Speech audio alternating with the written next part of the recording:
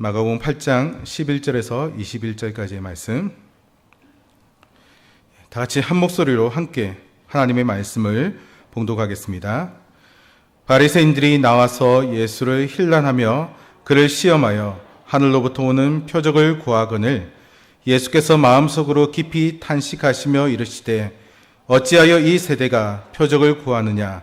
내가 진실로 너희에게 이르노니 이 세대에 표적을 주지 아니하리라 하시고 그들을 떠나 다시 배에 올라 건너편으로 가시니라. 제자들이 떡 가져오기를 잊었음에 배에 떡 한 개밖에 그들에게 없더라. 예수께서 경고하여 이르시되 삼가 바리새인들의 누룩과 헤롯의 누룩을 주의하라 하시니 제자들이 서로 수군거리기를 이는 우리에게 떡이 없음이로다 하거늘 예수께서 아시고 이르시되 너희가 어찌 떡이 없음으로 수군거리느냐? 아직도 알지 못하며 깨닫지 못하느냐?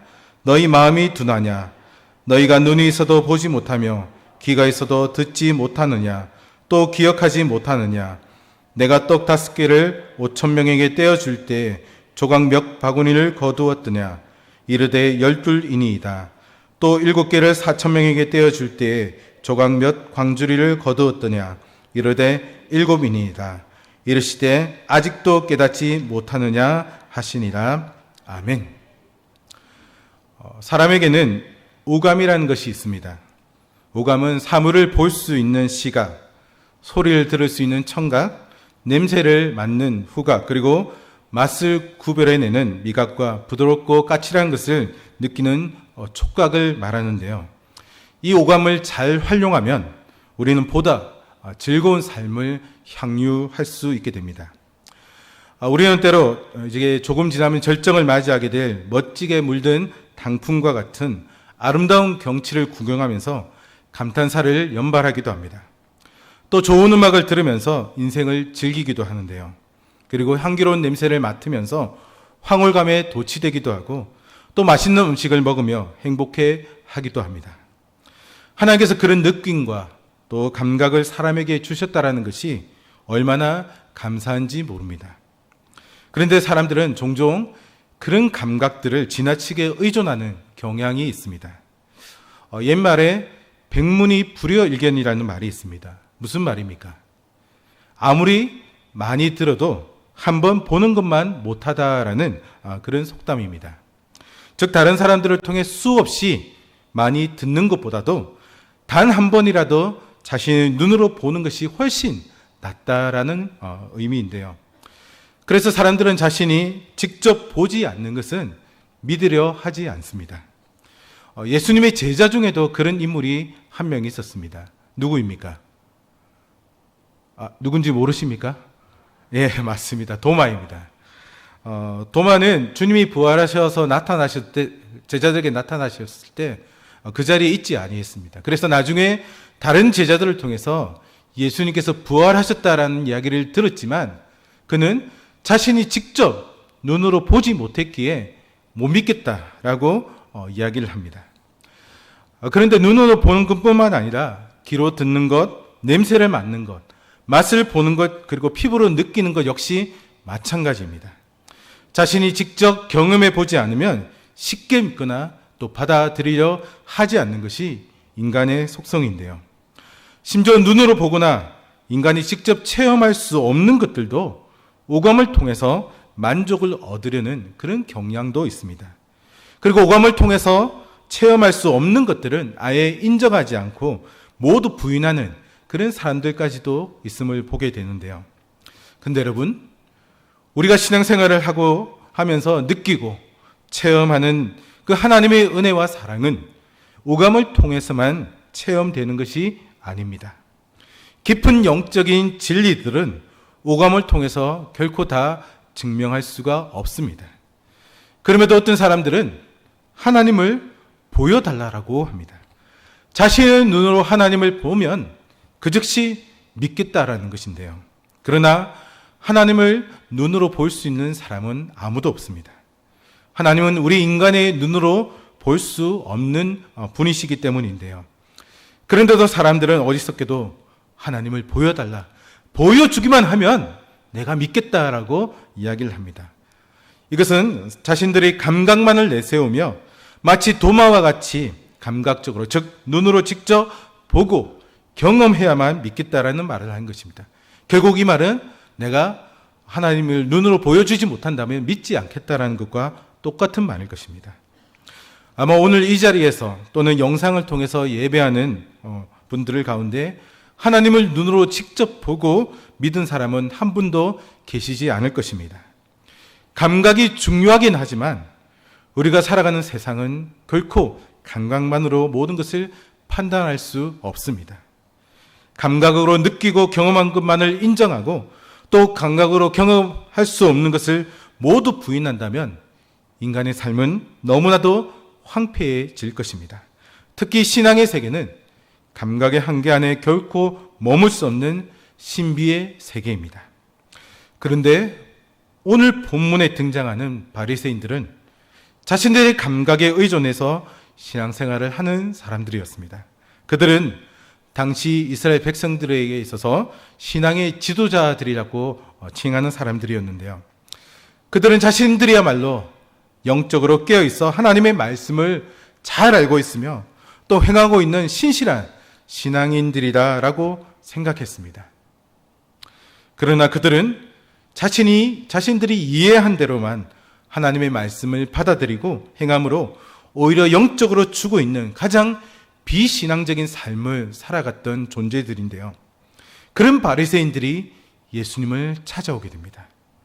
그런데 그들이 예수님을 찾아온 것은 예수님으로부터 어떤 새로운 가르침을 얻기 위해서가 아니라 본문에 나와 있는 것처럼 예수님을 힐난하여 시험하기 위해서였습니다. 여기 11절에 나오는 힐난하며라는 말은 어떠한 주제를 놓고 여러 사람이 함께 합의점을 찾기 위해 묻거나 토론하며 심하게 논쟁하는 것을 가리킵니다. 따라서 바리새인들이 일방적으로 예수님을 비난한 것이 아니라 표적을 행하는 것에 대하여 예수님과 함께 논쟁을 하고자 했던 것입니다. 그런데 바리새인들이 이렇게 논쟁을 하려고 했던 것은 의도가 있었는데요. 그것은 바로 뒤이어 나오는 예수님을 시험에 빠뜨려 넘어뜨리게 하기 위해서였습니다. 그들은 사람들에게 예수님이 결코 하나님의 아들도 아니며 메시아가 아니다라는 사실을 드러내 보여주고 싶었습니다. 그러나 우리가 잘 알고 있듯이 예수님은 이미 수많은 이적들을 행하셨습니다. 그리고 천국 복음을 전파하시고 하나님 나라의 진리를 많은 사람들에게 전하셨는데요. 기적을 행하시고 천국 복음을 전파하시는 이 모습을 보면서 자연히 수많은 사람들이 예수님을 메시아가 아닐까라는 생각을 하기 시작했습니다. 마가복음 8장 27절 이하의 말씀을 보면 당시 사람들이 예수님을 어떻게 생각했는지를 분명하게 알 수 있는데요. 어떤 사람들은 예수님을 세례 요한이라고 생각했고 또 어떤 사람은 엘리야나 선지자 중에 하나라고 생각하고 있었습니다. 이것은 당시 사람들이 예수님을 특별한 분 또는 하나님으로부터 오신 위대한 분이라고 이미 생각하고 있었다는 것을 말해주는 것입니다. 따라서 예수님께서 사람들로부터 칭송을 받고 또 상대적으로 자신들은 사람들의 관심으로부터 뒤로 밀려나는 그런 상황이 전개되어지자 바리새인들은 잔뜩 긴장을 하게 됩니다. 그리고는 더 이상 사람들이 예수님을 위대한 분, 그리고 그 위대한 분을 넘어서서 메시아라고 생각하지 못하도록 하기 위해서 어떤 조치를 취해야 되겠다라고 생각했던 것입니다. 그래서 의도적으로 예수님께 접근해서 예수님을 힐난하여 시험하여 넘어뜨려 했던 것입니다. 그리고 바리새인들이 취한 방법은 예수님에게 하늘로부터 오는 표적을 보여달라라고 요구하는 것이었습니다. 이것은 만약 사람들이 생각하는 것처럼 예수님이 하나님으로부터 보내심을 받은 선지자요, 또 구약에서 계속해서 예언된 메시아라고 한다면 그 증거를 보여달라고 하는 것이었습니다. 그러나 여러분, 사실 예수님은 이미 수많은 기적을 통해서 또 많은 가르침을 통해서 당신이 하나님께로부터 오신 분임을 분명하게 보여주셨습니다. 그럼에도 바리새인들은 또 다른 표적을 구하고 있는 것입니다. 지금까지 베푼 기적보다도 더 크고 확실한 표적을 보여달라라는 요구를 했던 것입니다. 그들은 분명 예수님께서 떡 7개와 작은 생선 2마리로 4,000명을 먹이셨던 기적을 직접 보았거나 들었던 자들입니다. 그럼에도 그들은 또 다른 표적을 구하고 있습니다. 그런데 바리새인들이 예수님께 다른 표적을 보여달라고 요구한 것은 다른 한편으로 생각해 보면 예수님께서 이제까지 행한 표적을 그들은 하찮은 것으로 취급했다라는 말이 되기도 합니다. 문둥병자나 중풍병자를 고치신 것도 그들은 별거 아닌 것처럼 생각했습니다. 바다를 잠잠하게 하시고 거라사에서 귀신 들린 사람을 고쳐주시고 심지어 죽은 야이로의 딸을 살리신 것도 그들은 보잘것없이 여겼었던 것입니다. 그들이 이렇게 예수님의 기적을 받아들이지 않은 것은 마가복음 3장 22절에 따르면 예수님이 귀신의 왕이었던 바알세불을 힘입어 귀신들을 내쫓는 기적을 행한다라는 생각을 했기 때문인데요. 곧 그들은 자신들이 세운 기준에 맞지 않는다며 예수님을 귀신의 종로로 타는 그런 정도의 사람으로 이렇게 매도해 버렸던 것입니다.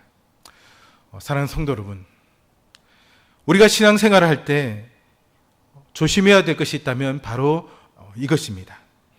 자신의 생각과 기대가 다르다고 무조건 잘못된 것이다 라는 그런 생각은 신앙생활 함에 있어서 굉장히 위험한 생각입니다.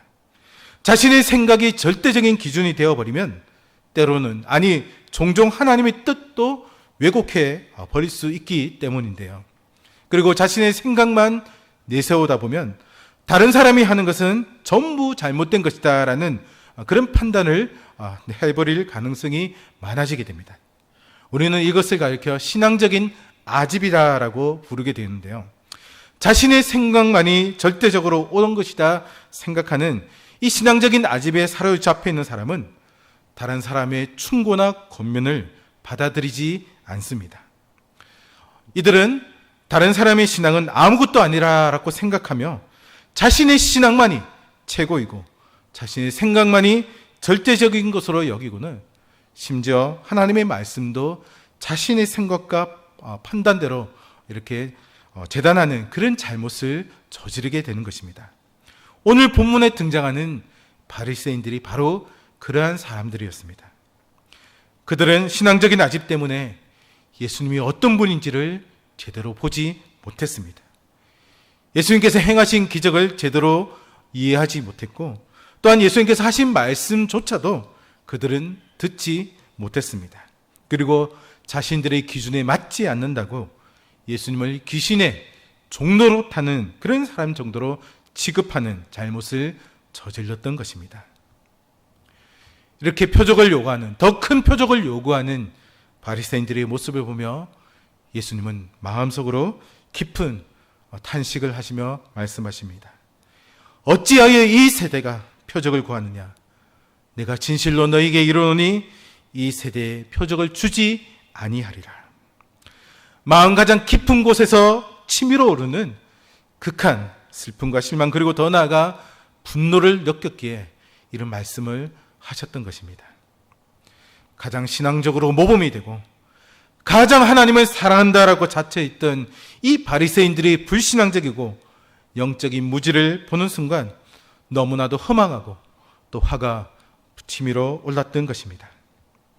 저렇게 영적으로 무지한 깨어있지 못한 사람들이 백성들의 영적인 지도자라고 자처하고 있는가라는 생각을 하니까 그들의 교만과 외식에 화가 분노가 올랐던 것입니다. 사랑하는 성도 여러분, 오늘 말씀에 나오는 이 바리새인들의 모습이 혹시 우리 안에 있지는 않았습니까? 예수님을 신실히 따른다고 하면서 자신의 생각과 판단에 사로잡혀 예수님을 믿는다라고 하고 있지는 않는지 자신의 모습을 한번 돌아볼 수 있기를 바랍니다. 우리가 구원받고 하나님의 자녀가 된 것은 우리의 잘남이 결코 아닙니다. 우리 안에 어떤 특별한 의가 있어서 우리가 구원받은 것이 아닙니다. 예수님의 의가 우리 안에 들어왔기에 우리가 구원을 받고 하나님의 자녀가 된 줄로 믿습니다. 따라서 우리는 결코 우리의 생각과 판단으로 신앙생활을 하는 자들이 되어서는 안 됩니다. 우리를 구원하여 주신 그 하나님의 뜻을 분명히 알고 그 뜻대로 생각하고 행동하는 삶을 살아야 한다는 것입니다. 따라서 혹시라도 바리새인들처럼 하늘로부터 오는 표적을 구하는 신앙으로 살고 있다면 이는 하나님께서 주신 말씀과 또 매일의 삶 가운데 베풀어 주신 그 하나님의 은혜보다는 감각적인 경험만을 바탕으로 신앙생활을 하겠다는 것과 같다는 사실을 잊지 마시기 바랍니다. 하나님은 말씀을 통해 우리가 어떠한 생각과 어떠한 행동을 하며 살아야 하는지를 분명하게 보여주셨습니다. 또한 하나님은 매일의 삶 가운데서 당신의 살아계심과 역사심을 분명하게 보여주고 계십니다. 바라기는 눈에 보이는 감각적이고 또 큰 어떤 은사들만을 사모하기보다는 눈에 보이지는 않아도 일상의 삶 가운데 항상 임하시는 그 하나님의 은혜를 깨닫는 믿음의 사람이 되어 날마다 하나님을 더욱더 깊이 알아가는 우리 모두가 되기를 간절히 소망합니다. 그런데 여러분, 바리새인들은 그렇다고 쳐더라도 주님께서 행하신 놀라운 기적과 또 바리새인들의 가르침과는 전혀 다른 새로운 가르침을 옆에서 보고 들은 제자들 역시 여전히 깨닫지 못하고 어리석은 그런 모습을 보이고 있는데요. 본문이 들어있는 마가복음에는 예수님께서 기적을 행하신 이야기가 다른 복음서에 비해 조금 더 많이 기록되어져 있습니다. 특히 6장을 보면 물고기 2마리와 떡 5개로 장정마양 5,000명을 먹이신 오병이어의 기적 사건과 또 이 본문 앞에 기록된 7개의 떡 7개와 작은 생선 2마리로 4,000명을 먹이신 사건 등 여러 기적을 거듭 행하셨습니다. 그런데 여러분, 더 놀라운 사실이 무엇인지 아십니까? 이 두 기적뿐만 아니라 여러 기적들을 눈앞에서 지켜보았고 또 직접 예수님의 가르침을 옆에서 보고 들었음에도 불구하고 제자들이 조금도 달라지지 않았다라는 사실입니다. 어쩌면 이것이 기적인지도 모르겠습니다. 예수님은 이미 여러 기적을 통해 하늘로부터 오는 표적을 보여주셨음에도 이것을 받아들이지 않고 새로운 표적을 구하는 바리새인들을 떠나 다시 배를 타고 다른 건너편, 다른 복음서에 따르면 달마누다 지방에서 베세다 지방으로 이렇게 가게 되어집니다. 그런데 이 가는 도중에 제자들에게 사이에서 문제가 하나 발생하게 됩니다. 우리 14절 말씀을 다시 한번 읽어보겠습니다. 14절입니다. 제자들이 떡 가져오기를 잊었음에 배에 떡 1개밖에 그들에게 없더라. 앞서 4,000명을 먹이시고 7광주리를 남겼는데 이 바리새인들과 논쟁 후에 급히 나오다가 그랬는지 몰라도 그것을 7광주리나 되는 그 귀한 식량을 그냥 두고 오게 된 것입니다. 그런데 우리가 말씀을 조금 자세히 읽어보면 한 가지 이상한 점을 발견하게 됩니다. 즉 14절 말씀을 보면 배에 떡 1개밖에 그들에게 없더라라고 기록하고 있는데요. 그런데 16절 말씀을 보면 무엇이라고 그렇게 하고 있습니까? 16절 말씀을 보면 제자들이 서로 수군거리기를 이는 우리에게 떡이 없음이로다 하거늘. 분명히 14절에는 떡이 하나 있다라고 이야기하는데 16절에는 떡이 하나도 없다라고 기록하고 있습니다. 이에 대해서 어떤 학자는 제자들이 1개밖에 되지 않는 떡을 하찮게 여겨서 떡이 없다라고 말했을 것이다 라는 말을 합니다.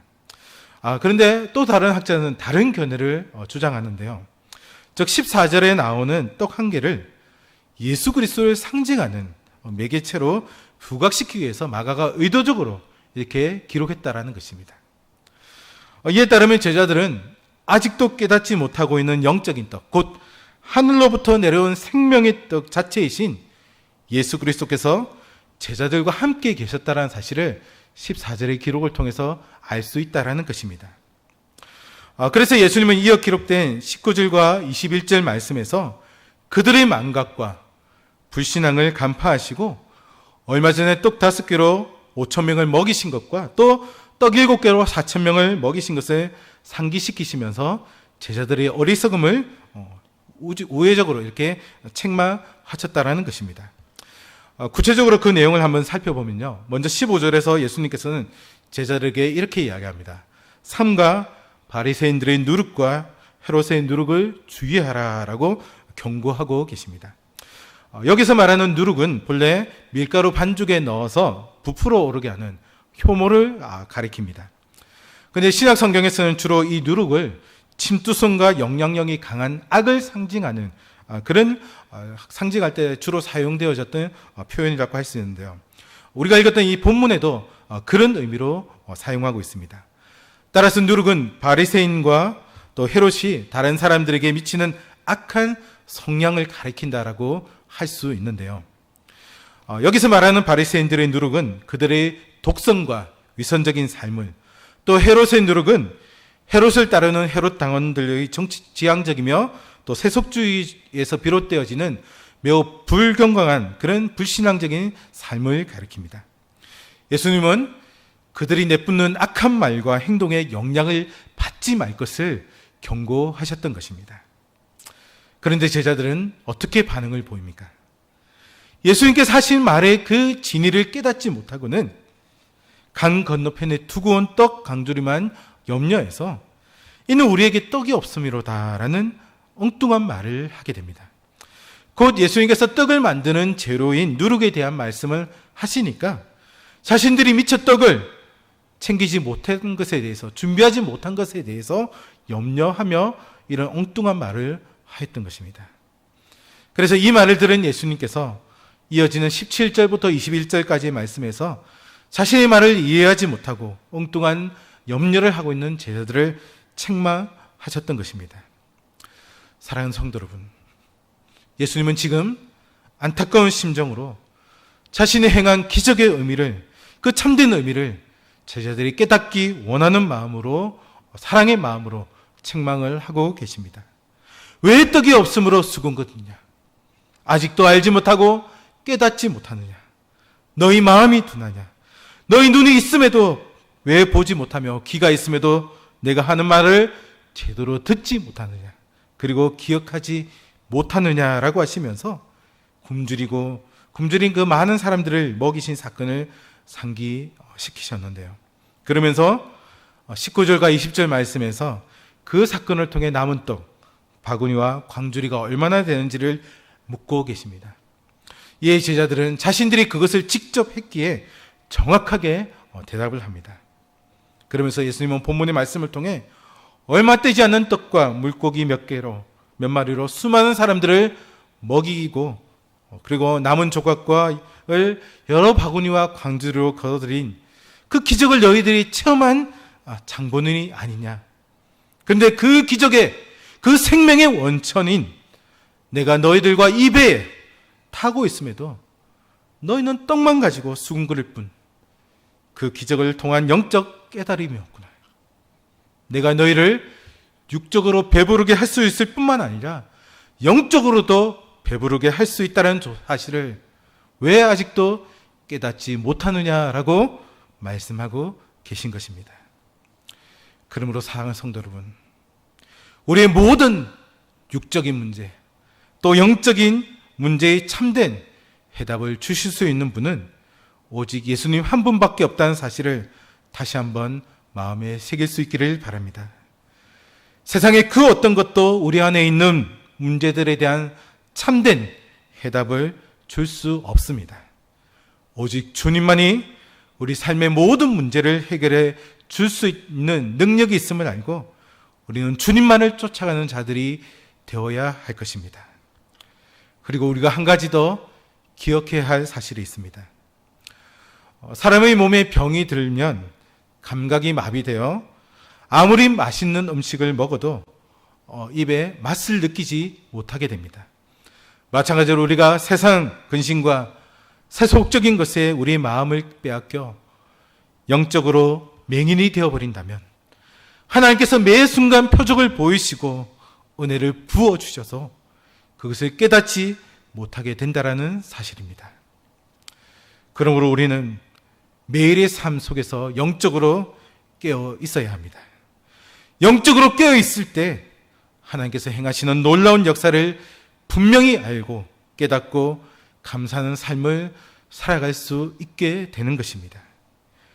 바리새인과 헤롯의 곧 독선과 위선의 삶, 그리고 세속주의를 경계하라는 이 말씀을 기억하며 말씀으로 우리의 닫힌 눈을 열고 성령으로 우리의 굳은 마음을 부드럽게 함으로써 산 가운데 역사하시는 섬세한 하나님의 손길을 분명하게 깨닫고 날마다 그 은혜에 감사하는 우리 모두가 될 수 있기를 주님의 이름으로 축복합니다.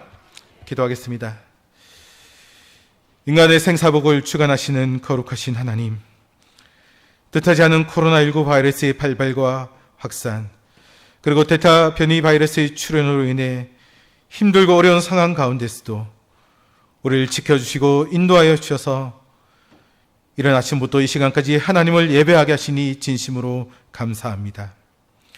우리가 영적으로 깨어있지 않으면 하나님께서 매 순간 표적을 보이시고 은혜를 부어주셔도 깨닫지 못한다는 사실을 분명하게 깨닫고 매일의 삶 속에 영적으로 깨어있는 우리 모두가 되게 인도하여 주시옵소서. 영적으로 깨어있으므로 산 가운데 역사하시는 하나님의 은혜를 깨닫고 그 은혜에 감사하는 우리 모두가 되게 하여 주시옵소서.